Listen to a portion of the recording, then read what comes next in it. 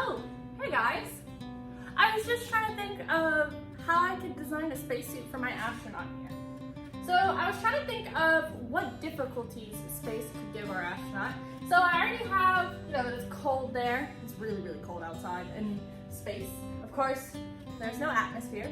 But I was trying to think of, what else could a problem be? Well, I know since there's no atmosphere, there's nothing for our astronauts to breathe. So no oxygen. What else? Also because there is no atmosphere, we are unprotected from solar radiation. And I also know that if maybe our astronaut's going to go to the ISS, he might need some protection against maybe small meteorites. Okay, so now that I kind of have an idea of what problem space could give our astronaut, what do we think our astronaut would need for protection? So here on Earth, I know, especially here in Louisiana, we use sunscreen when we go outside, and we also use bug spray sometimes, and then if it's really raining, we might use an umbrella or a raincoat, right? So our astronaut needs protection like that too. So let's talk about some needs. Well, if it's cold outside, our astronaut might need to be insulated, so let's give him some warm clothes. Since there's no atmosphere, that gives our skin and our organs lots of problems. So we might need to do like a full body suit so that we're pressurized in our arms. Oh, oxygen. What can we do for that? We do like an oxygen backpack that maybe recycles the air that you breathe. Maybe kind of like a scuba diver.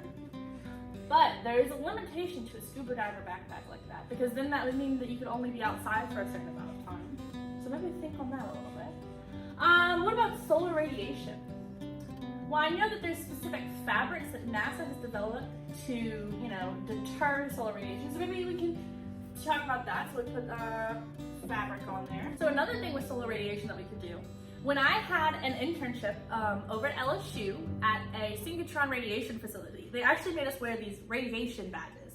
Now, mine never changed colors, all right, because I never got that close to radiation.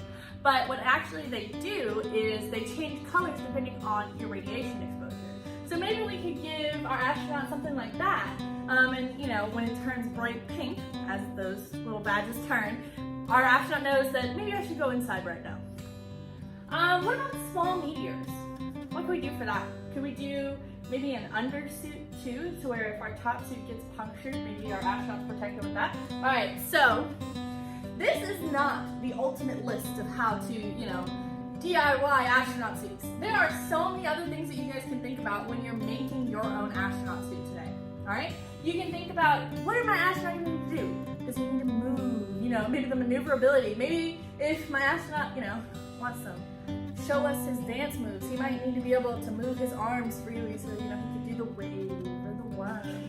Whatever you guys want to add to it. So for today, you guys are going to design your own astronaut spacesuit, kind of like I did here, but hopefully a little bit better because my drawing skills are not the best.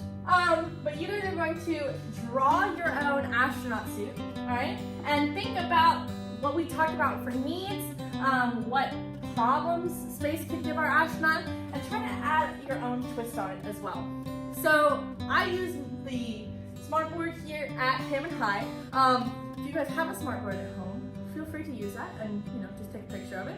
But if you do not have a smartboard at home, you can either lay on the ground and have somebody trace you with some chalk and draw your astronaut suit on there. Or you could take a piece of wrapping paper and tape it to the wall and trace yourself up there and draw it that way. So have fun with this, guys. I can't wait to see what all of your spacesuits look like.